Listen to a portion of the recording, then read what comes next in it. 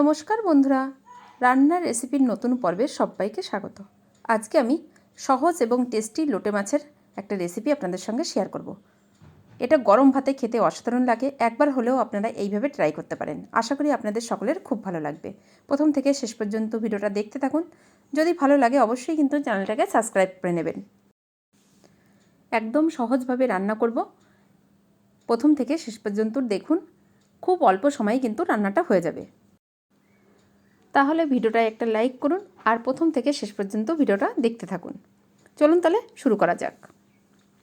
প্রথমে একটা fry pan বসিয়ে দিলাম, তার মধ্যে দিয়ে দিচ্ছি বেশ কিছুটা সর্ষের তেল। আমি রান্নাটা সর্ষের তেলেই করছি।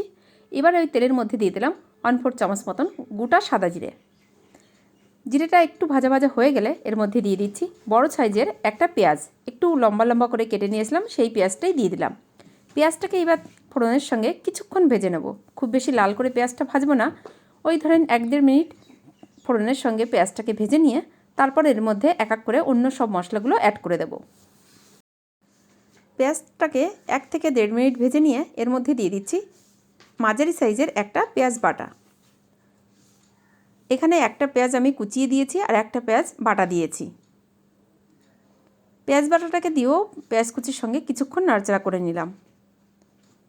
কিছুক্ষণ নাড়াচাড়া করে নিয়ে এর মধ্যে আমি দিয়ে দিচ্ছি আদা রসুন বাটা আর কাঁচা লঙ্কা বাটা। আদা আর রসুনটাকে একসঙ্গে বেটেছিলাম আর কাঁচা লঙ্কাটাকে আলাদা করেই বেটেছি।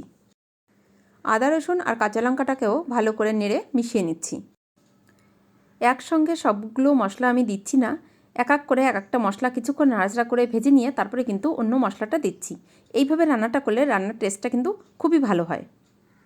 এবার এর মধ্যে দিয়ে দেবো স্বাদ মতন লবণ আর দিয়ে দেবো পরিমাণ মতন হলুদ গুঁড়ো আর দিয়ে দিচ্ছি 1/2 চামচেরও কম ধনিয়া গুঁড়ো, 1/2 চামচ মতন দিয়ে দিচ্ছি জিরে গুঁড়ো আর 1/2 চামচ মতন দিয়ে দিলাম শুকনো লঙ্কার গুঁড়ো। এখানে আপনারা ঝালটা আপনাদের ইচ্ছা মতন দেবেন।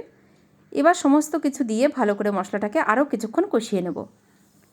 মশলাটা একটু ড্রাই হয়ে গেছে, তাই এর মধ্যে আমি কিছুটা জল অ্যাড করে দেব, তাহলে মশলাটা ভালোভাবে কষানো হবে।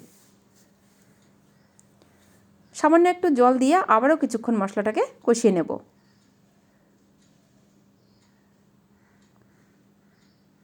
আর এই মশলাটা কষাতে কষাতেই এর মধ্যে আমি দিয়ে দেব একটা বড় সাইজের টমেটো, একটু লম্বা করে কেটে নিয়েছি সেই টমেটোটা।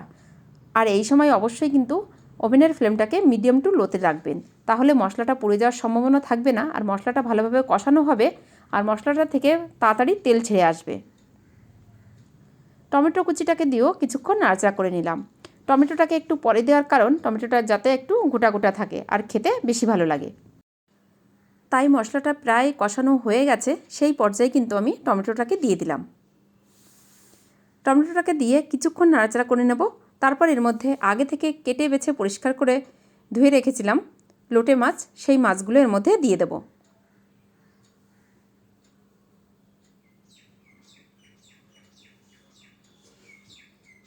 মাছটাকে দিয়ে কিন্তু খুব বেশি নাড়াচাড়া করব না, তাহলে কিন্তু মাছটা একদম ঘেটে যাবে। এইভাবে একটু মাছটাকে খুন্তি দিয়ে ছড়িয়ে দিয়ে ঢাকনা দিয়ে ঢেকে দেব। লোটে মাছ যেহেতু নরম, এইভাবে ঢাকনা দিয়ে ঢেকে দিলে মাছ থেকে যে জল বেরোবে সেই জলেই কিন্তু মাছটা ভালোভাবে সেদ্ধ হয়ে যাবে আর একটু নাড়াচাড়া করলেই কিন্তু মাছটা একদম মশলার সঙ্গে মিশে যাবে। তাই মাছটা প্রথমে দিয়ে মশলার সঙ্গে খুব বেশি নাড়াচাড়ার কোনো দরকার নেই। মাছটা কিন্তু পুরোপুরি সেদ্ধ হয়ে গেছে। এবার আমি নাড়াচাড়া করে মশলার সঙ্গে মিশিয়ে নিচ্ছি। আমার চ্যানেলে নতুন বন্ধু হলে চ্যানেলটাকে সাবস্ক্রাইব করার অনুরোধ রইল। পাশে থাকা বেল আইকনটিকেও ক্লিক করে দেবেন। যখনই আমার চ্যানেলে নতুন কোনো ভিডিও আপলোড করব সবার আগে নোটিফিকেশন পৌঁছে যাবে আপনার কাছে। আর যদি আপনি এই ভিডিওটি আমার ফেসবুক পেজে দেখে থাকেন অবশ্যই কিন্তু আমার ফেসবুক পেজটাকেও ফলো করে দেবেন। রান্নাটা আমার প্রায় হয়ে এসেছে। এবার এর মধ্যে দিয়ে দিলাম অল্প পরিমাণে গরম মশলার গুঁড়ো আর দিয়ে দেবো কিছু ধনেপাতা কুচি। রান্নাটা প্রায় শেষের মুহূর্তে। এবার একটু নাড়াচাড়া করে নিয়ে ঢাকনা দিয়ে ঢেকে দেবো। ধনেপাতার ফ্লেভারটা মাছের মধ্যে ভালোভাবে চলে গেলে আমি এটাকে গ্যাসটাকে বন্ধ করে নামিয়ে নেব। দেখলেন তো কত সহজেই কিন্তু এই মাছের রেসিপিটা তৈরি হয়ে গেল আর খেতেও কিন্তু দুর্দান্ত হয়। এবার ঢাকনা দিয়ে ঢেকে দিচ্ছি। 5 মিনিট স্ট্যান্ডিং টাইমে রেখে এটা গরম ভাতে আমি সার্ভ করব। আপনাদের কেমন লাগলো আমার এই লোটে মাছের সহজ পদ্ধতির রেসিপিটি অবশ্যই কিন্তু কমেন্ট করে জানাবেন। যদি ভালো লাগে এইভাবে আপনারাও বাড়িতে একবার ট্রাই করতে পারেন। আজ তাহলে এই পর্যন্তই। অন্য কোনো দিন ফিরে আসবো অন্য কোনো রেসিপি নিয়ে। ভালো থাকবেন, সুস্থ থাকবেন। ধন্যবাদ।